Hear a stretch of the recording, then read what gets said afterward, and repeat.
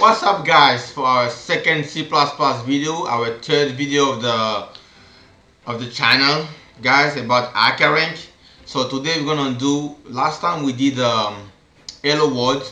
Today we're gonna do the second problem, the second easiest problem. I mean, it's getting to get, it's getting harder and harder. When we finish one problem, we get a harder one. We finish one, we get a harder one. That's how it is with these challenges. So first, we're gonna do the second challenges in C++. So you guys gonna have like the same sound and the same cap for the easiest problem, and for the medium problem, we're gonna have like another cap, and for the hard problem, another cap and another song. Let's go, guys. I hope you guys enjoy it. So let's go. Continue preparation. So we're gonna do solve, easy, okay, unsolved, no. Okay, so we have our second one is input and output.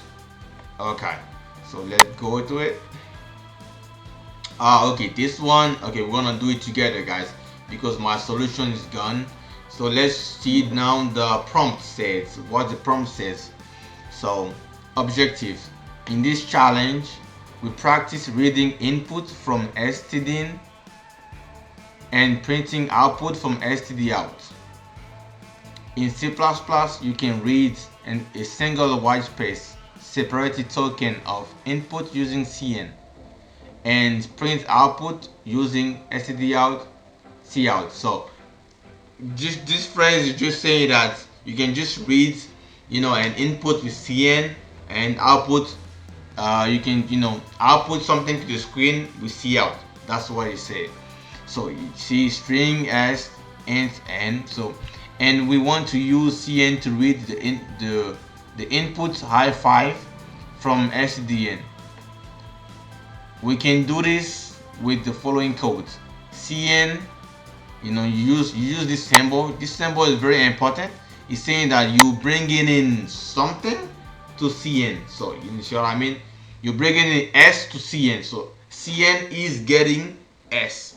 That's all this symbol is saying. This 2 greater than symbol means. So you're reading here s and you're reading n. So this reads the first word high from stdn and save it as string s.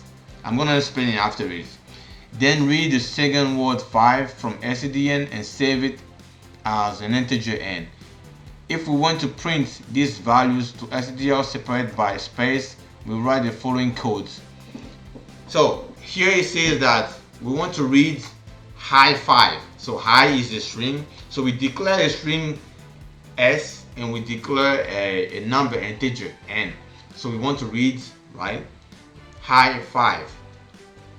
So high is a string and 5 is an integer. So you do cn, and you put the symbol s, which is the string, read the string, and then you don't need to put cn again. If you want, you can just put the symbol again, and then with the integer. So you read the string first and the integer second. String first, what you're reading first, and then what you're reading second. That's how it is. So if you want to print it out, you can use cout s, and then this one means a white space. Just a white space. That's what it means, right? If you want to separate these two, right, by white space, you need to put these two apostrophes, and then the white space and apostrophes mean that this apostrophe is usually for a string, but a string here is blank space. You see what I mean? Okay, this is easy as that. So and end line. Okay, end line. So this code prints the content of string s, a single space, c, a single space, then the integer n. We end our line of output with a new line using end line. This results in the following output. So cout, what we did here, this is the output that it gives. So right, because first you read it first. So now you read it, it's in the program, and then you point it to the screen, and then you get this. See how it works? Okay, guys. So now our task. So read three numbers from SDN and print the sum to SDN out. Oh, I want to remember. So I want to tell you something. So if you're using CN ends. Let me see. If you're reading like CN, right, and you're reading S, right, CN ends just after you finish reading this this string. Because if you have like, if it was like maybe high high tempo, if it was high tempo and you use like CN will only read high. If there's a white space between high and tempo, to read all the line, there's another thing you need to use, which is get line. We're gonna use it. We're gonna do it like in another video, but not right here, right? But it just stops after the CN stops after a blank space. See what I mean? Voilà, CN if you want to read something. So this was a parenthesis, guys. So let's go. So what do we need to do? One line that contains three spaces separated integers A, B, and C. So we need to read three numbers, and the constraints are that those three numbers are between 1 and 1000. Okay, we good. Output format: print the sum of the three numbers on a single line. So input. So this is the input.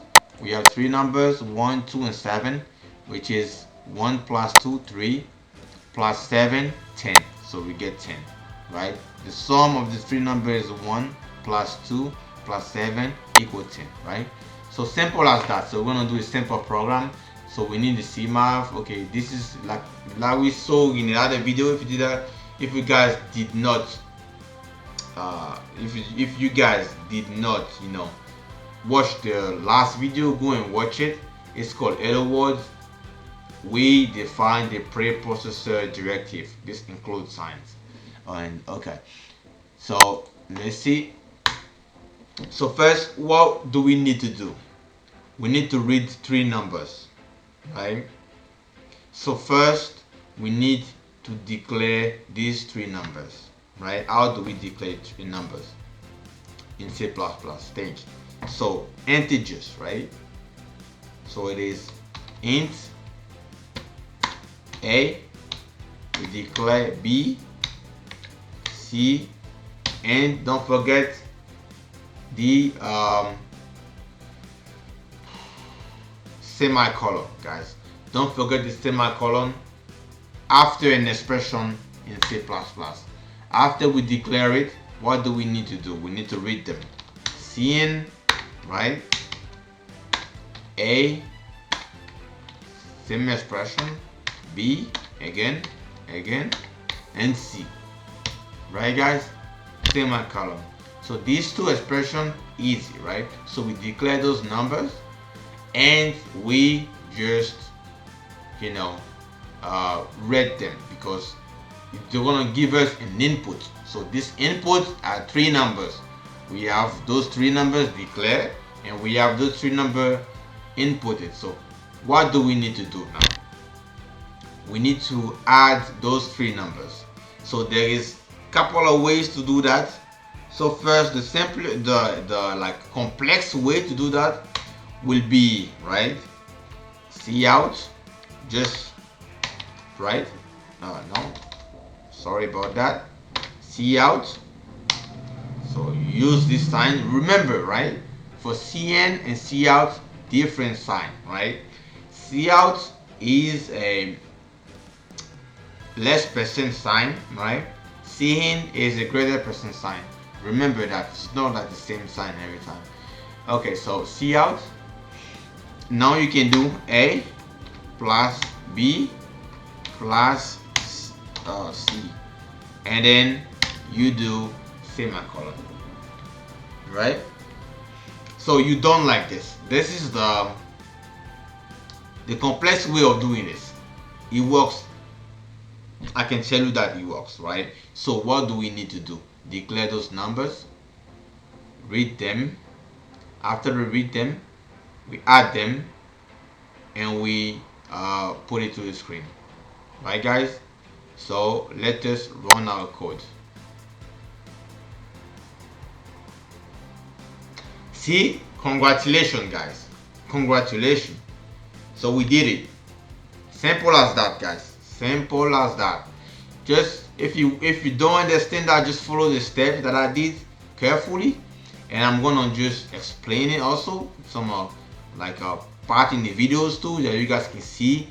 You guys can watch, stop the video if you want to stop it, read, stop the video, read, stop the video, read until you understand, and you should be good. Easy as that. The other way will be what?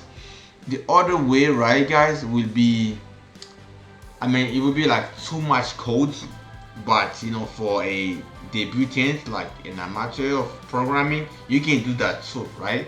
You can do like maybe let's see, declare, right, another variable, right, int d, right, like this, and you do like, right, d is equal a plus b, no, plus b, right, plus c, semicolon, and then you do cout, right, d, right guys, and it will be the same thing guys, it will be the same thing, because d here is a plus b plus c. You know, in the prompt they didn't say, you know, how many variable you need to declare, you know, stuff like that. You're on your own, you have your own pace. Take your time, do the problem, and you should be good guys.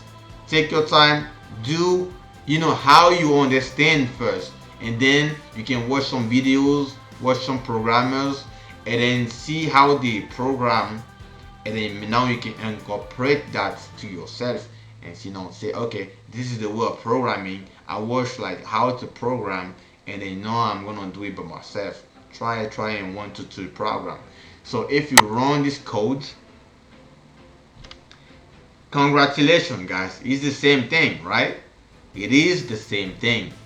So either you do cout a plus b plus c, either you declare another variable, you sum it up, and after that you cout it, right guys? Okay guys, thank you guys for watching the video. I really appreciate what you're doing for me. We're gonna do it again. This video is on Sunday, the other video will be on Tuesday, and the other video will be on Thursday guys. Thank you guys for watching. I appreciate that, and see you in the next video. Bye bye guys.